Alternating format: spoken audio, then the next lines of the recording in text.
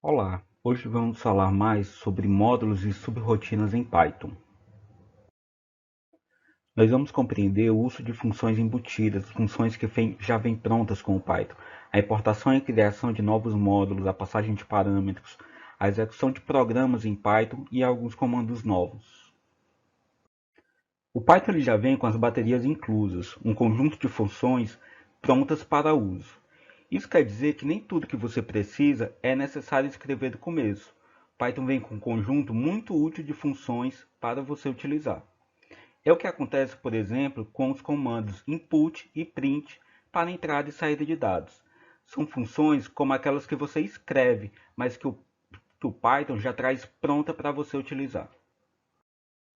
Quando você executa uma função print, na verdade você está executando uma função que o Python já traz pronta para você. Essa função recebe parâmetros, que são os argumentos que você deseja imprimir na tela. Ela também recebe dois parâmetros que são opcionais. O parâmetro sep, separador, ele define o que é que vai ser impresso entre cada argumento que você manda imprimir na tela. Já o parâmetro end define qual é o caractere que será impresso após a impressão. O padrão do CEP é um espaço em branco, mas você pode alterar. Por exemplo, aqui nós estamos alterando o espaço em branco para uma quebra de linha. Então, cada caractere impresso, ele vai quebrar uma linha. E o end, o padrão dele é você imprimir um /n, uma quebra de linha. Mas aqui nós alteramos e colocamos um ponto final e o /n. Então, quando for impresso nossa mensagem, no final será colocado um ponto e será quebrada a linha. Outra função que vem embutida, pronta para você utilizar, é a função ABS. Essa função ela retorna um valor absoluto de um número, ou seja, o valor do número sem considerar o sinal. Você pode chamar ABS 5, ela vai retornar o próprio 5, ou se você passar ABS menos 5, ela também vai retornar 5. Você também pode utilizar essa função com números reais, números de ponto flutuante, que ela também vai retornar o número sem sinal. As funções max e min também já vem embutida com o Python. A função max retorna o maior dos argumentos de uma lista, já a função min retorna o menor dos argumentos. Então, se você chama a função max passando 5, 6 e 4, ela vai retornar 6, que é o maior número da lista de argumentos. Se você passar com 8, 9, 2 e 7, ela vai retornar o 9, que é o maior dos argumentos. Já o min retorna o menor. Nesse caso aqui, retorna 4 e nessa lista de argumentos retorna 2. A função CHR também vem pronta para uso e ela retorna o caractere correspondente a um código inteiro recebido. Como nós sabemos, o computador ele só trabalha com números e tudo que não é um número deve ter uma representação numérica, uma representação de inteiro. Então, por exemplo, se nós temos um dígito 0, esse dígito 0 é representado pelo número inteiro 48. O dígito 1 é representado pelo número inteiro 49 e o número 2 é representado pelo número inteiro 50. O número 3, 51, o número 4, 52 e seguiria na ordem. A mesma coisa acontece com os caracteres de letras maiúsculas. O A é o 65, o B é o 66, o C é o 67, o D é o 68 e aí você tem todo o alfabeto. Já os caracteres minúsculos começam com o código 97. Então, o 97 é um A minúsculo, o 98 é um B minúsculo, o 99 é o C minúsculo e segue na sequência. Você não precisa decorar toda a tabela de caracteres, mas é importante lembrar que o 48 representa o dígito 0, o 65 o A maiúsculo e o 97 o A minúsculo. Assim você consegue, por dedução, saber quais são os outros códigos do alfabeto e dos números inteiros.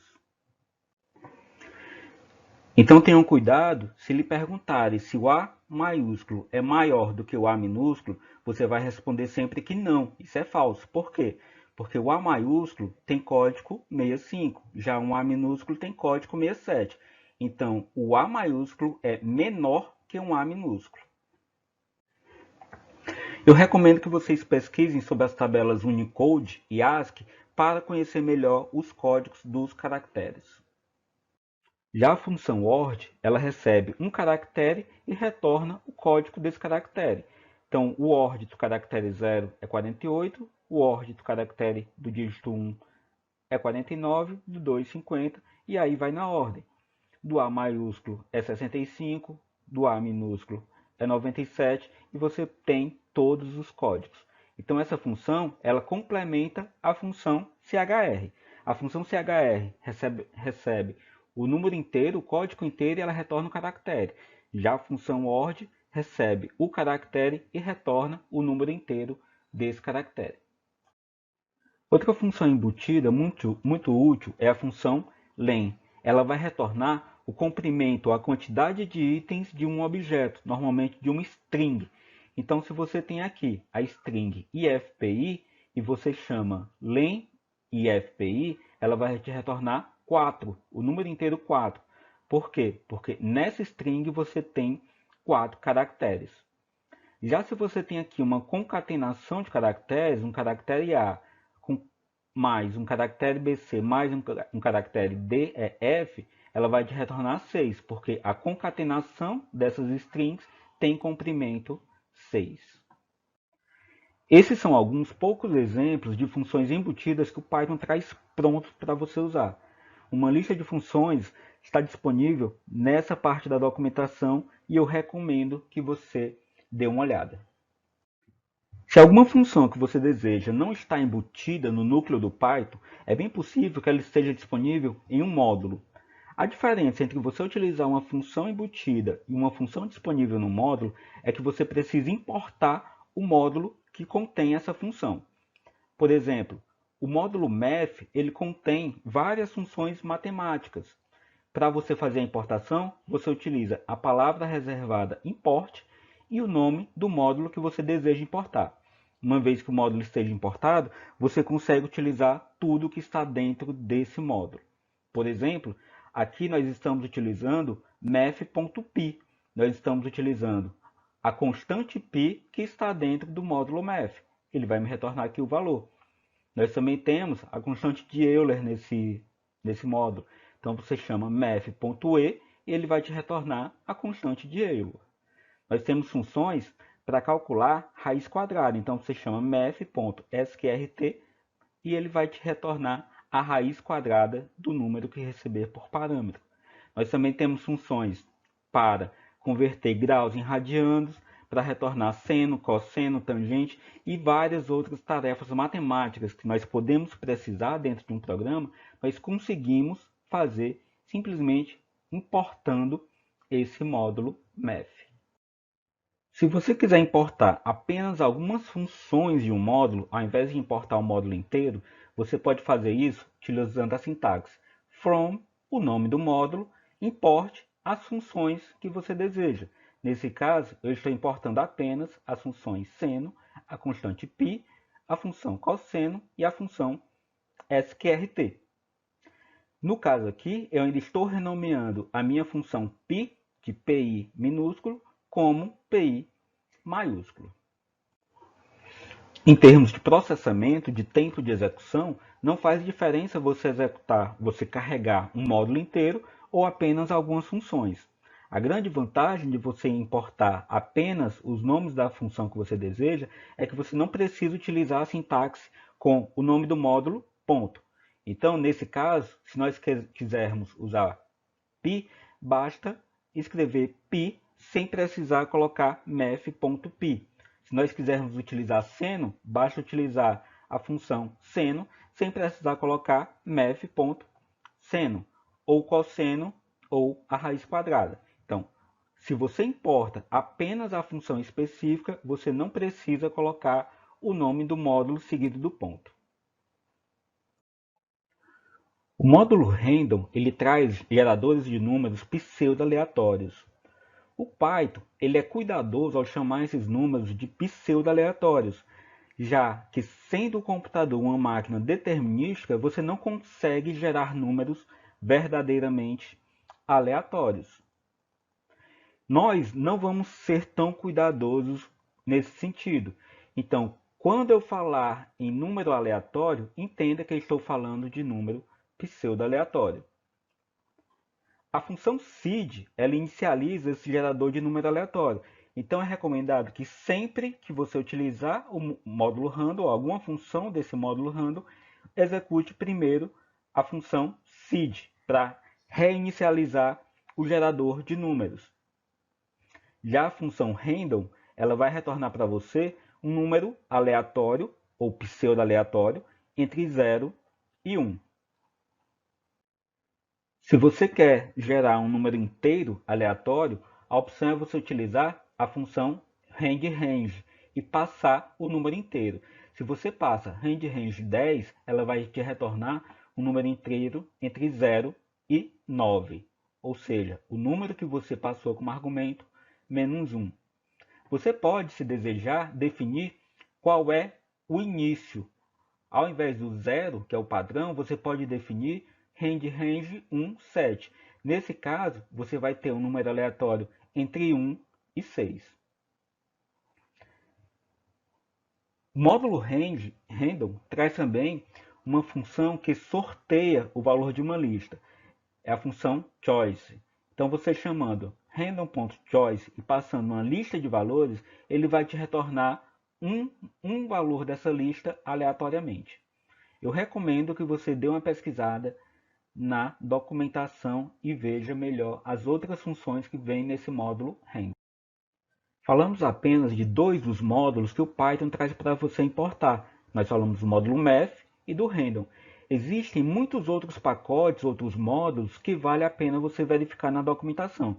Então, dê uma olhada no índice de módulos do Python. Você vai encontrar em ordem alfabética todos os módulos que o Python traz disponíveis. E lá tem módulo para muita coisa. O link da documentação está aqui embaixo. Se o que você deseja não estiver disponível com o Python, é muito provável que outro programador já tenha tido a mesma necessidade e escrito um módulo para resolver o problema. O Pipe é o local padrão onde os programadores disponibilizam módulos feitos em Python. Então você deve verificar se o que você quer já não está disponibilizado no Python Package Index. Se o que você quiser já estiver disponibilizado, você pode simplesmente fazer a instalação do pacote utilizando pip install e o nome de algum pacote que você deseja. Então é bem simples, é bem útil essa função que o Python traz para você instalar módulos de terceiros. Mas se você deseja realmente algo novo, você pode criar seu próprio módulo. Um módulo é apenas um código-fonte que vamos importar e usar. Um módulo é um script Python como outro qualquer, um arquivo com a extensão .py. Nessa imagem, nós temos um pequeno script Python, ou seja, um módulo, salvo com o nome de meu_módulo.py. Nesse módulo, nós temos três funções. A primeira, func_a, imprime na tela a mensagem func_a. A segunda função, func_ab, ela faz uma chamada para func_a e em seguida imprime na tela o texto func_b. Já a função func_abc faz uma chamada para func_ab e depois imprime na tela func_c. Por fim, no módulo principal, nós temos apenas uma chamada para func_abc. Note que quando executarmos esse script, nós chamamos o módulo principal func_abc, mas ela chama func_ab, que chama func_a. Então, todas as funções serão executadas. Então, como nós prevíamos, a execução do módulo anterior mostra na tela as mensagens func_a, func_b e func_c. Todas as funções foram executadas. Mas se você faz apenas um import desse módulo, todas as funções também serão executadas e as mensagens de cada uma das funções também vai aparecer. Isso significa que o import de um módulo realmente faz ele ser compilado e executado. Nem sempre esse é o comportamento que nós desejamos. Quando a gente faz o import de um módulo, a gente não quer que imprime mensagem na tela. A gente quer simplesmente deixar as funções do módulo prontas para serem utilizadas. E como é que nós podemos evitar isso? Na verdade, nós não podemos. Como sabemos, o Python é uma linguagem interpretada, mas ele compila e executa partes do seu código para ganhar performance, e isso é uma coisa boa. E como é que nós podemos evitar que essas mensagens apareçam para o usuário na hora da importação do módulo? Nós fazemos isso protegendo o nosso bloco principal de comandos. Então, nós criamos uma função chamada de main e todos os comandos que estavam no nosso bloco principal farão parte agora da função main. Em seguida, nós colocamos a diretiva se DunderName for DunderMain, nós executamos a função main. A variável DunderName é uma variável interna do Python que ela armazena o nome do módulo atual que está sendo executado.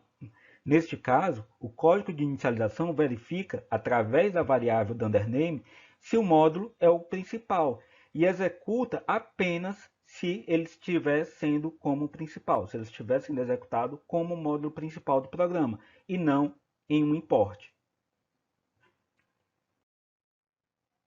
Temos agora um segundo exemplo com um módulo chamado de calculadora.py. Esse módulo tem duas funções, uma função soma e uma função subtrai.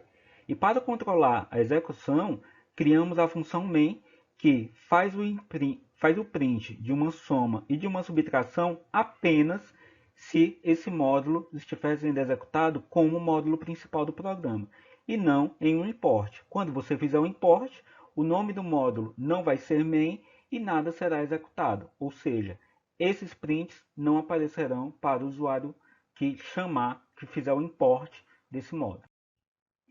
Para concluir, vamos falar sobre algumas coisas importantes ainda. A primeira é sobre parâmetros opcionais. É possível você tornar um parâmetro opcional definindo o seu valor inicial. Então aqui você tem um parâmetro π que recebe na chamada da função, na assinatura da função, o valor 3.14. Uma vez definido esse valor, esse parâmetro torna-se opcional e você pode fazer uma chamada para a tua função sem informar. Então, nessa primeira chamada, nós chamamos apenas passando o valor do raio e o valor padrão de π será aceito, será validado e o cálculo será feito com esse valor. Mas, se por um acaso nós precisarmos de uma precisão maior, de um valor diferente do padrão, nós podemos chamar a mesma função passando os dois parâmetros, o raio e um valor de π com a precisão desejada. E aí nós teremos um resultado diferente. Nós temos parâmetros opcionais, por exemplo, na função print e na função range. Na função print, você pode chamar ela apenas definindo o que será impresso na tela. E opcionalmente, você pode definir um separador, que por padrão é um espaço em branco, mas você pode modificar. E também você pode modificar o terminador, o que vai aparecer após a impressão da mensagem, que por padrão é uma quebra de linha, um /n, mas você também pode alterar isso definindo um parâmetro end na chamada da função print. Já na função range, o start, o início, é opcional. Se você chama a função range passando apenas um argumento, ele vai considerar que o start é 0. Então ele vai gerar um número entre 0 e o valor que você passou, menos 1. Mas se você quiser definir o start, quiser definir o início, você pode passar os dois argumentos e ele vai considerar o valor inicial que você definiu na chamada. Outro comando que é importante para nós isolarmos é o comando pass. Esse comando ele não faz nada. Em outras linguagens de programação, nós temos marcadores para início e final de bloco. Por exemplo, no C, nós temos abre-chaves e fecha-chaves. Em Pascal, nós temos begin e end. E em várias linguagens, nós temos terminadores para início e final de bloco. O Python, ele determina o bloco pela indentação. Ele não tem um limitador de início e final de bloco. Dessa forma, nós não vamos conseguir, em Python, escrever apenas o cabeçalho de uma função e deixar para depois a escrita do seu corpo.